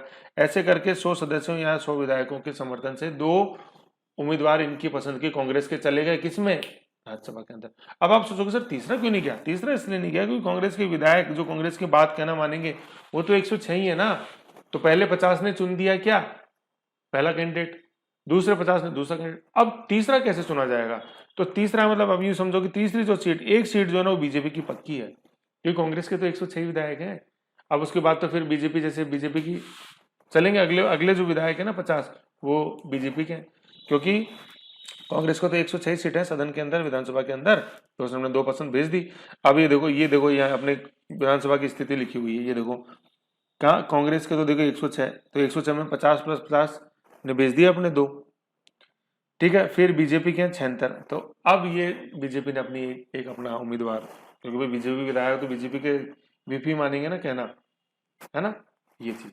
तो ऐसे करके बीजेपी ने, ये बीजेपी की एक सीट पक्की, तो ये पक्की कैसे होती है, ये ऐसे होती है पक्की, है ना, क्योंकि 5,000 मत मूल्य चाहिए तो 50 का 5,000 हो जाएगा, तो एक चुन गया 50,000 का, एक 5,000 से, फिर अगले 50 ने समर्थन किया तो दूसरा चुन गया, तीसरा अब उसका चुना जाएगा जिसके अगले 50 विधायक जिसके पास है, तो ये बीजेपी के पास है अगले 50। ये चीज है ना। तो ये ऐसे ये चीज आपने को समझनी है कि कैसे ये एक सीट बीजेपी की या कांग्रेस की बीच बीच में फंस जाती है। ठीक है, तो कांग्रेस के राज में एक बीजेपी आ गया क्योंकि कांग्रेस के जितने विधायक थे उन्होंने अपने पसंद चुन ली। अब आप जैसे देखोगे यहाँ बीजेपी के जैसे 2 कैसे, उस समय की आपको तत्कालीन विधानसभा समझनी होगी जैसे कैसे, तो ये ऐसे ही 19 में आया ना गहलोत, तो ऐसे उससे पहले बीजेपी के थे तो ये बीजेपी, लेकिन बीजेपी के उतने ही विधायक थे, मतलब 2 ही जैसे अपन कह सकते हैं जो 2 चुन के भेज सकते थे करीबन 100 के लगभग ऐसे ही, तो एक फिर कांग्रेस ने पक्की कर ली। और फिर 16 की जैसे अपन स्थिति देखें तो भाई 4 चुने जाने थे, तो वो बीजेपी ने जैसे करके 3 तो उनके बनने ही थे, और चौथा थोड़ी सांठ गांठ से करके उन्होंने अपना एक विधायक और तोड़ ताड़ के कर लिया सारा, अपने फेवर में वोट डलवा लिया। तो ऐसे हैं ये कैसे वोट चुने मतलब सदस्य चुने जाते हैं, है ना। तो ये समझना जरूरी है, तभी आप ये 2 कांग्रेस 1 बीजेपी समझ पाओगे। ये तो सोचोगे यार ठीक है कि उसने बोला एक हमारा ही भेज दो, ऐसे नहीं है, कोई किसी का सगा नहीं होता राजनीति के अंदर। आपने ये राजस्थान विधानसभा की ये पार्टी स्थिति है पूरी की, जैसे वेकेंट आज की तारीख में 2 हैं, कम्युनिस्ट पार्टी के ये 2 सांसद हैं गिरधारी लाल और बलवंत पुनिया, इंडिपेंडेंट 13 हैं, इंडियन नेशनल कांग्रेस के 106 हैं, राष्ट्र 65 नंबर पर राष्ट्रीय लोक दल उसका 1 ही सुभाष गर्ग, ये भरतपुर से हैं, ये भरतपुर से हैं, ठीक है ना, ये ऐसे है। और फिर अपन जैसे देखें RLD RLP Hanuman Beniwal RLP के अपने पास 3 सांसद हैं, ठीक है ना ये। और फिर 8वीं भारतीय ट्राइबल पार्टी, इसके 2 हैं डूंगरपुर और डूंगरपुर से, ठीक है ना। तो इसका ये जो कंसाइज है ना, ये मैंने ये ऊपर लिखा हुआ था, ये 8 जनों का ये कंसाइज है ना, ये यहाँ लिखा हुआ है, ये लिखा हुआ, वो तो ये प्लस को क्लिक करके एक्सटेंड किया हुआ था, ये 8 है ना। कांग्रेस 106, दूसरे नंबर पर बीजेपी, ऐसे अपन को ध्यान देना है, ये है ना, ये चीज थी। रिवीजन करो, 1-2 बार आ जाएगा, बहुत ईजी है यार, कुछ भी नहीं है। तो ये अपन ने सारा देख लिया कि भाई कैसे निर्वाचन होता है, क्या क्या इसमें है चीजें, जैसे मूल निवास संबंधी अपन ने देखा, क्या उनकी डिपॉजिट थी वो देखा, सूत्र देखा भाई कैसे चुन के आता है, ये सारा। अब अपन बात यहाँ से आगे बढ़ाते हैं कि चुन के जैसे आ गया फिर जैसे क्या कार्यकाल होता है, कैसे क्या होता है, वो सारी चीजें आ जाओ। राज्यसभा के लिए 1/3 सदस्य प्रत्येक दूसरे वर्ष अवकाश ग्रहण करते हैं। कैसे पढ़ेंगे इसको, 1/3 सदस्य प्रत्येक दूसरे वर्ष, ऐसे करके प्रत्येक सदस्य का कार्यकाल कितने साल का होता है, 6 साल का होता है। ये 3 गुणा 2 कर देना, 6 यूं आ जाएगा। ये गुणा करते नहीं है यार, मैं तो समझाने के लिए बता रहा हूँ। अपन यूं लिखते हैं ना 1 2 3, तो इसको थोड़ा सा वैसे आप यूं लिख दो 1 2 और ये 3, तो यूं पढ़ेंगे अपन 1/3 सदस्य हर दूसरे साल रिटायर होते हैं, ऐसे। इस प्रकार राज्यसभा के प्रत्येक सदस्य का कार्यकाल 6 वर्ष का होता है। अब यहाँ देखो समझने वाली बात जो है ना, ये इंपॉर्टेंट बिंदु है। 6 वर्ष का उल्लेख संविधान में नहीं है, संविधान में सिर्फ ये है कि 1/3 सदस्य हर दूसरे साल सेवानिवृत्त होते हैं। देखना चाह रहे हो क्या, मैं आपको दिखा देता हूँ लो ओरिजिनल एक्ट जो आर्टिकल जो लगा हुआ था, ये देखो, ये इसीलिए लगा रखा है जिससे कि आपको समय समय भी याद आती है ना इसकी।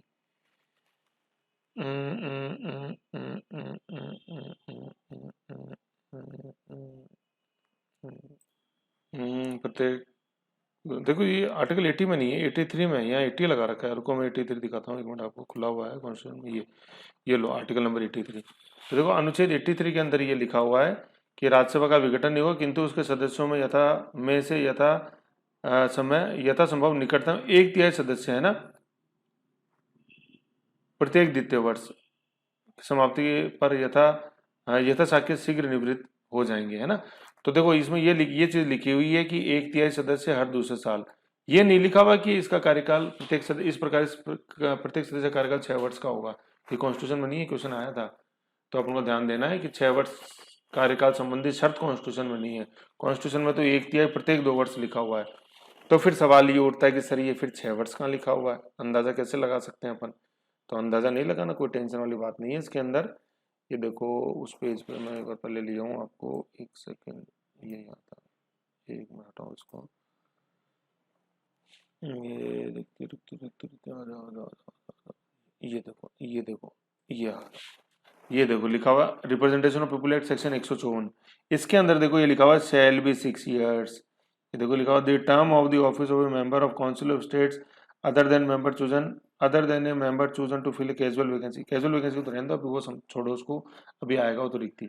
लेकिन वैसे कार्यकाल कितने समय का होगा एक सदस्य का, है ना, कार्यकाल 6 वर्ष का होगा एक सदस्य का। ये चीज कहाँ अपने ही आरपीए 1954 में लिखी, आरपीए 1951 का जो अधिनियम है उसमें 154 सेक्शन 154 के अंदर ये चीज लिखी हुई है ना, संविधान में नहीं है 6 वर्ष। ये चीज अपने को समझने वाली बात है। फिर एक नेक्स्ट देखते हैं, सदस्यों की पदावधि उस स्थिति से प्रारंभ होती है जब भारत सरकार द्वारा सदस्यों के नाम राजपत्र में अनुसूचित किए जाते हैं, गजटेड नोटिफिकेशन निकलता है। शपथ लेने वाला नहीं है, लोकसभा सदस्य का गिनती चालू होती है जिस दिन शपथ लेता है, और राज्यसभा सदस्य की गिनती चालू होती है टेन्योर की जिस दिन राजपत्र में उनके नाम शेड्यूल किए जाते हैं, अनुसूचित किए जाते हैं, प्रकाशित किए जाते हैं। अभी देखेंगे अपन आएगा, ठीक है। लोकसभा सदस्य के लिए गजटेड नोटिफिकेशन नहीं निकलता, राज्यसभा सदस्य के लिए गजटेड नोटिफिकेशन निकलता है, ठीक है। तो इस चीजें दोनों ध्यान रखने वाली बात है। अब देखो क्या है, अब बिंदु जो समझने वाला है ना खास क्या है, 1/3 सदस्य हर 2 साल बाद रिटायर होंगे, ये तो समझ में आ गया सर। अब मुझे बताओ जब पहली बार राज्यसभा का गठन हुआ 1952 में, पढ़े था ना अभी अपन ने ऊपर 205 सदस्य, 205 + 12 217, तो फिर उनको एक साथ तो चुन दिया अपन ने, है ना, 1952 में। लेकिन फिर उनको निकालेंगे कैसे अपन, 1/3 सदस्य हर दूसरे साल होंगे ना, तो क्या वो फिर 6 साल बाद एक साथ रिटायर होंगे क्या, तो वो तो गड़बड़ हो जाएगी। हर दूसरे साल अपन को रिटायर करना है ना 1/3, तो फिर ये क्या सोल्यूशन निकला सोचो, बिल्कुल सही सोचा, ये सोल्यूशन निकला लॉटरी से, है ना। ये अच्छी चीज है, पता होनी चाहिए अपने को कि क्या हुआ 1952 में हो गए ना, चयन हो गए सारे 217 के 17, मतलब 12 तो नॉमिनेट होते हैं, 205 के ऊपर बात है, 205 आगे निर्वाचित होके। अब इसमें क्या हुआ, ये 1952 में आ गए, फिर क्या किया, पहला जो 2 साल पूरे हो रहे थे वो 1954 में हो रहे थे, तो लॉटरी निकाली और 1/3 सदस्यों को रिटायर कर दिया, है ना। 1952 में सदस्य सारे आए एक साथ, 54 में पहली लॉटरी निकाली, गए 1/3, फिर 56 में 1/3 की लॉटरी निकाली, वो भी गए फिर, है ना। और फिर 58 में 2 साल बाद निकाली 1/3 की, और उनको भी फिर रिटायर अपन ने कर दिया। तो ये 1/3 1/3 1/3 3 बार निकाल दिया ना, 1/3 + 1/3 + 1/3, तो लघुत्तम लेंगे 3/3, ये आ गया कट गया बराबर 1, है ना। मतलब 1/3 1/3 करने से 3 बार करने से वो सारे के सारे सदस्य जो 52 में अपने निर्वाचित कर दिया 58 में खत्म, ऐसे ही लॉटरी सिस्टम था, ठीक है। तो 2 बार, मतलब प्रत्येक 2 वर्ष में 3 बार लॉटरी निकाली गई, है ना। 3 बार लॉटरी निकाली ना, 1/3 एक बार, 2 बार और 3 बार, ठीक है। तो प्रत्येक 2 वर्ष में 3 बार लॉटरी निकाली गई अपन ने, यही चीज आगे लिखी हुई है, समझो। ये देखो, पहली राज्यसभा के गठन 1952 के साथ ही यह समस्या उत्पन्न हुई कि किन किन है ना किन 1/3 सदस्यों को प्रत्येक दूसरे वर्ष अवकाश प्रदान किया जाएगा। इस समस्या के समाधान के लिए प्रत्येक 2 वर्ष बाद कुल 3 बार लॉटरी का सहारा लेना पड़ा, है ना, कुल 3 बार, 1 2 और 3। ये पहला कब 1954 में निकाली, ये दूसरी कब 1956 में, ये तीसरी कब 1958 में, ऐसे, ठीक है। ये ऐसे लॉटरी निकाली और फिर उनको ओके टाटा बाय बाय किया गया, है ना। लॉटरी निकालकर प्रत्येक 1/3 सदस्यों का अवकाश ग्रहण कराया गया, ऐसे। अब देखो, ये पहली लोकसभा पहली राज्यसभा वाला जो सिस्टम है ना, ये लिंक दिया हुआ मैंने, ये गजटेड नोटिफिकेशन ये वहीं से है, ठीक है। तो आते जाते दोनों समय गजटेड नोटिफिकेशन। अब आओ देखो गजटेड नोटिफिकेशन में देखते हैं, देखो क्या चीज है ना। इसीलिए ये मैंने ये आपको लगाया है, ये समझने वाली चीज है, बहुत अच्छी चीज है। नहीं है बुक्स में कहीं, ढूंढते रह जाओगे, आ जाओ आ जाओ, है ना। तो देखो ये निकला गजटेड नोटिफिकेशन, ये 1952 में निकला, पहले तो ये देख लो 1952 में राज्यसभा गठन हुआ उस समय। तो गठन के समय अपन ने 1952 में गठन के समय फिक्स कर दिया, जिसे बाद में झंझट नहीं हो, लॉटरी निकाल के फिक्स कर दिया भाई किसका क्या होगा। तो देखो ये देखो, पहले तो 1952 है ना, पहले 2 साल 54 पूरे हो रहे हैं। Names of the members whose terms of office will expire on 2 April 1954, है ना। लॉटरी से हुआ ये सारा, ये काम, ये सारा 1954 में ये जाएंगे, है ना। ये हर स्टेट वाइज इन्होंने लिखे थे, तो मैं तो एक स्टेट का बता रहा हूँ। फिर ये names of the candidate who will expire इन 1956, और फिर तीसरा 1958। तो ऐसे 3 बार लॉटरी निकाली, जिसका 52 वाली में आया, मतलब जिसका 54 वाली में आया 54 में कर दिया, 56 वाली 56 में, 58 वाला 58 में, ऐसा 58 में वो सारे रिटायर हो गए जो कि 52 के अंदर आए। तो ये गस्टेड नोटिफिकेशन ऐसे अपन को ध्यान में देना, समझ गए, ये चीज है। नहीं समझे तो वापस देखो ये उपाय है, और तो क्या उपाय है। है, आ जाओ, आ जाएगी समझ में, ऐसा हो नहीं सकता है नहीं समझ में। फिर अपन एक अगला बिंदु देखते हैं, नोटिफिकेशन फॉर बाइनियल इलेक्शन। पहले तो ये बाइनियल की स्पेलिंग पता होनी चाहिए। ये पाई जो होता है ना, पाई, इसको बाई कर दो, बाई, बाई हो गया, फिर नियल है, डबल एन आई एल, नियल, द्विवार्षिक, है ना। तो नोटिफिकेशन फॉर बाइनियल, जानबूझ के मैंने इंग्लिश में डाला है वर्ड, पेपर है 200 नंबर का पूरा, लैंग्वेज का 120 प्लस 80। तो biennial election for council of states, तो इसमें देखो क्या है, ये नोटिफिकेशन कौन जारी करता है, समझने वाली बात ये है, प्रेसिडेंट ऑफ इंडिया, है ना, for the purpose of filling the seats of members of the council of state. तो ये नोटिफिकेशन जारी करता है, मतलब राज्यसभा लोकसभा के लिए दोनों जो चुनाव होते हैं नोटिफिकेशन प्रेसिडेंट ही जारी करता है, ठीक है ना। ये अपने को आरपीए सेक्शन 12 में लिखा हुआ प्रेसिडेंट। क्वेश्चन आया था राज्यसभा चुनाव के लिए, द्विवार्षिक चुनाव के लिए नोटिफिकेशन अधिसूचना कौन जारी करता है, राष्ट्रपति। ओके, ये चीज हो गई। अब अपन आते हैं, कार्यकाल 6 साल का होता है। अपन ने देखा ही, एक तिहाई सदस्य हर 2 साल रिटायर होते हैं, ऐसे करके कार्यकाल 6 साल का होता है। लेकिन बीच में भी तो होते हो जाते हैं मतलब किसी ने रेजिग्नेशन दे दिया है, डेथ हो गई, भाई जन्म मरण प्रण किसी के हाथ में थोड़ी है, ये तो जो लिखा है विधाता ने वो होके रहेगा। तो ये ऐसे कईयों के साथ हो जाता है, तो उसको अपन देखते हैं, ठीक है ना। जैसे मदन लाल सैनी के साथ हुआ। आ जाओ, उपचुनाव, है ना। तो इसमें जैसे बीच में हो जाता है तो फिर ये उपचुनाव कराने पड़ते। देखो चुनाव तो वो होता है जब साधारण टेन्योर खत्म हो गया तब हुआ वो चुनाव। बीच में जैसे अगर किसी परिस्थिति में त्याग पत्र के कारण या मृत्यु कारण कराना पड़े, वैकेंसी जब उत्पन्न हो जाए, कैजुअल वैकेंसी जिसको बोलते हैं, तब ये चीज हो जाती है, आकस्मिक रिक्ति, ठीक है ना। उपचुनाव, बाई इलेक्शन, राज्यसभा के 1/3 सदस्य प्रत्येक दूसरे वर्ष अवकाश ग्रहण करते हैं। इस प्रकार प्रत्येक सदस्य कार्यकाल 6 वर्ष का होता है। यदि किसी की मृत्यु या त्यागपत्र के कारण राज्यसभा में कोई सीट रिक्त हो जाए ना, रिक्त, वैकेंट, तो नए निर्वाचित सदस्य का कार्यकाल शेष अवधि के लिए होता है। ये अपन को समझने वाली बात है ना। देखो लोकसभा का तो सबको पता है कि भाई शेष अवधि चलती है, लेकिन राज्यसभा चूंकि कहते हैं कि स्थायी सदन है, तो कंफ्यूजन हो जाता है कि यार फिर ये पूरा 6 महीने 6 साल ही रहेगा क्या। ऐसा नहीं है, शेष अवधि लोकसभा में तो होता ही शेष अवधि के लिए, 6 महीने ज्यादा का अगर समय बचता है तो उपचुनाव होता है, नहीं तो नहीं होता, ठीक है। तो ऐसे राज्यसभा में क्या है, शेष अवधि के लिए ही होता है कि उस पहले वाले व्यक्ति का जितना कार्यकाल बचा था, अगले जो चुन के आएगा निर्वाचित होकर, उसका कार्यकाल उतनी अवधि का होगा। एक एग्जांपल से अपन लेते हैं। फिर देखो, सदस्यों की पदावधि उस तिथि से प्रारंभ होती है जब भारत सरकार द्वारा सदस्यों के नाम राजपत्र में अनुसूचित किए जाते हैं। जैसे अभी दिखा था अपन ने, राजपत्र जाने का था, है ना। तो आने के समय भी यही होता है, जैसे आने का समय ऐसे राजपत्र जारी होता है, तो इसलिए इनको बोलते हैं गेस्टेड नोटिफिकेशन। जैसे आपने सुना गेस्टेड ऑफिसर जो अटेस्ट करवाते हो आप जैसे, तो गेस्टेड ऑफिसर वो होता है जिनका ऐसे नियुक्ति के समय से गेजेटेड नोटिफिकेशन निकलता है।